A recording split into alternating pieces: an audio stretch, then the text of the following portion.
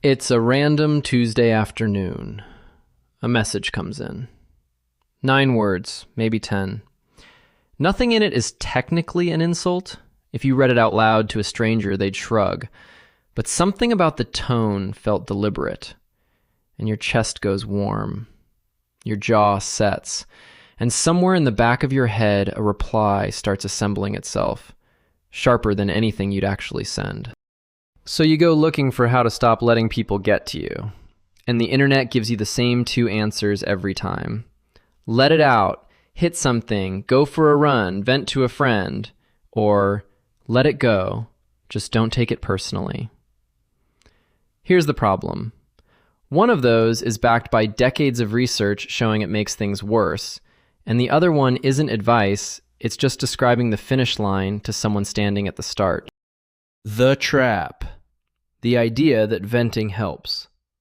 In 2024, researchers at Ohio State pulled together 154 separate studies covering more than 10,000 people and asked one question.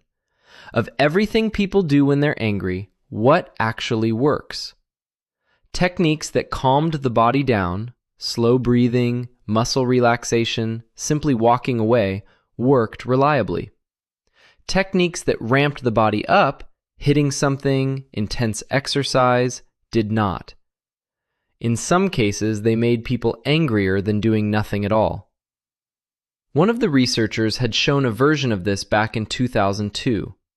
People who hit a punching bag while thinking about someone who'd insulted them ended up more hostile afterward than people who just sat still. The get it out of your system model has been challenged by psychologists since the 1970s. The culture just never got the memo. Technique 1. Handle the body before the story.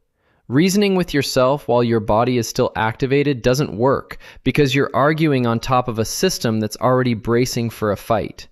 Research on anger regulation keeps landing on the same finding. Calming the body first, slow breathing, sitting still, doing genuinely nothing for a few minutes, reliably outperforms trying to think your way to calm. Do the body first. The story gets easier after. Technique 2. Talk to yourself like you're someone else. Psychologist Ethan Kross and colleagues at the University of Michigan found that silently reflecting on an upsetting moment using your own name instead of I, okay, Sam is angry right now. What actually happened to Sam? Measurably reduced emotional reactivity and rumination compared to reflecting in the first person. It sounds like a trick. It works like distance, the same view you'd have if a friend told you about their bad day instead of living it yourself. Technique 3. Notice that replaying it is the actual fuel. Research on emotional duration, comparing dozens of different emotions, found that how long a feeling lasts isn't predicted by how intense the trigger was. It's predicted by 2 things: how important you judge the event to be, and how much you kept rehearsing it afterward. The comment landed once. Every replay after that is a choice, even when it doesn't feel like one. Technique 4. Rate the importance honestly.